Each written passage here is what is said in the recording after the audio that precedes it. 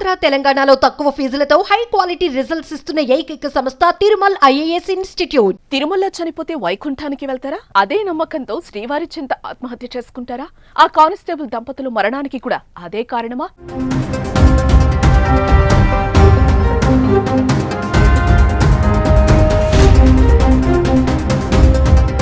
తిరుమల కొండపైనే వారు ఎందుకు చనిపోయారు? కలియుగ ప్రత్యక్ష దైవం శ్రీనివాసుడు నెలవైన తిరుమలకు నిత్యం లక్షలాది మంది భక్తులు తరలిస్తున్నారు.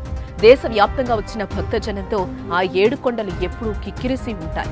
ఎన్ని కష్టాలున్నా తిరుమలను దర్శించుకుని వెళితే పోతాయనేది భక్తుల అపార నమ్మకం.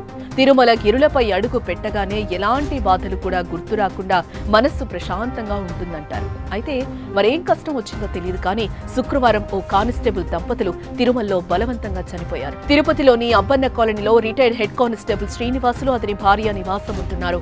శ్రీవారి దర్శనం నిమిత్తం గురువారం ఉదయం ఈ దంపతులు ఇద్దరు తిరుమలకు చేరుకున్నారు. తిరుమలలోని నందకం అతిథి గృహంలో రూమ్ తీసుకున్నారు. నందకం గెస్ట్ హౌస్ లోని రూమ్ నెంబర్ 203ను అక్కడి సిబ్బంది వీరికి కేటాయించారు. అయితే రూమ్ తీసుకున్న సమయం గడిచినా వారు గది నుంచి బయటకు రాలేదు. దీంతో శుక్రవారం టీటీడీ సిబ్బందికి అనుమానం వచ్చి కిటికీలు తెరిచి చూడగా దంపతులిద్దరూ చీరతో ఉరివేసుకుని వేలాడుతూ కనిపించారు.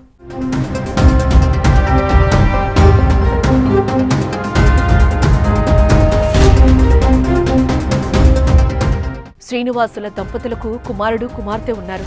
ఇటీవలే కుమార్తె అల్లుడు శ్రీకాంత్ యూకే నుంచి ఇండియాకు రాగా కుమారుడు బెంగళూరులో ఉద్యోగం చేస్తున్నాడు. రాత్రి శ్రీవారి దర్శనం చాలా బాగా జరిగిందని కుమార్తె అల్లుడికి తెలిపారు. కానీ ఇంతలోని ఏం జరిగిందో బలవన్ మరణానికి పాల్పడ్డారు. చనిపోయే ముందు తమ చావుకు ఎవరూ కారణం కాదని ఓ లేఖను కూడా రాసిపెట్టారు.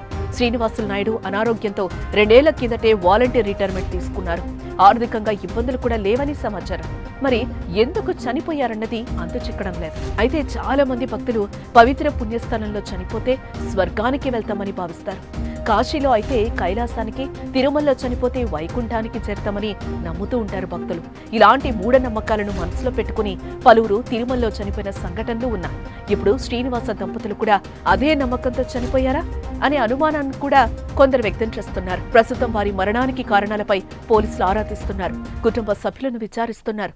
ఏ విచారణలో అసలు కారణం బయటపడే అవకాశం ఉంది.